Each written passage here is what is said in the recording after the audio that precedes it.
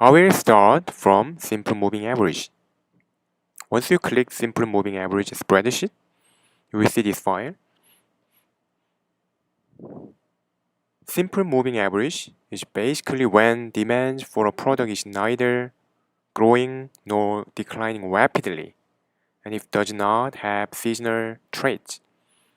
The moving average can be used and very useful in removing the random fluctuation for forecasting. The idea here is to simply calculate the average demands over the most recent periods. Okay. Example using weekly demands is shown here. We have 30-week demands data,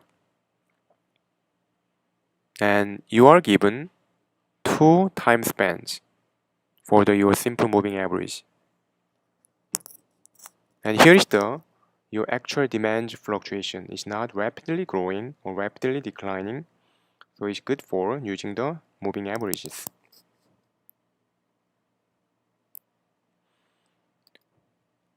And here is the two different time span, say 3-week moving average.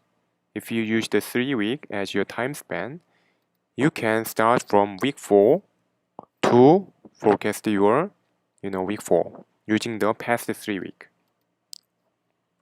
Using the average function in Excel spreadsheet.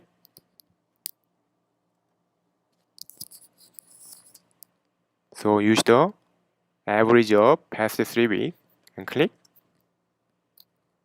You will see this become your week 4 forecasting value using the past 3 weeks.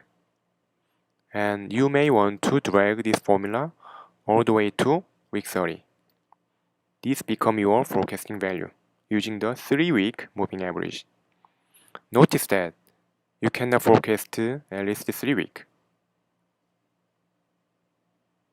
This is a weakness of the simple moving average.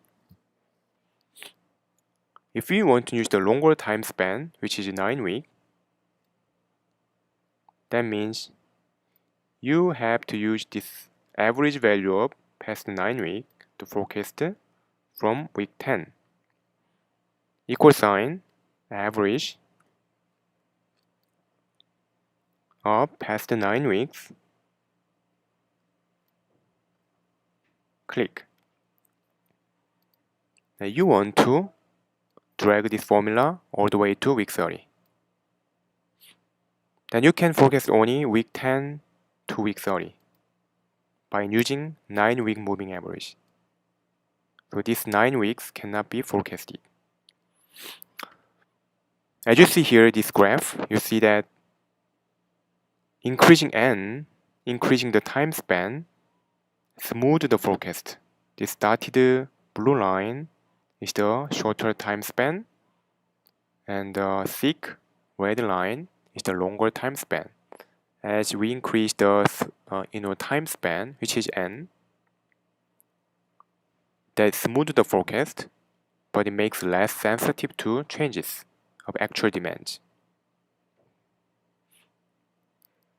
So that's the things that we have to consider when we choose the time span in this simple moving average. Usually shorter time span, in this case 3 weeks, produce more oscillation, meaning closer following the trend. But if you choose the longer time span, it gives smoother response but lacks the trend.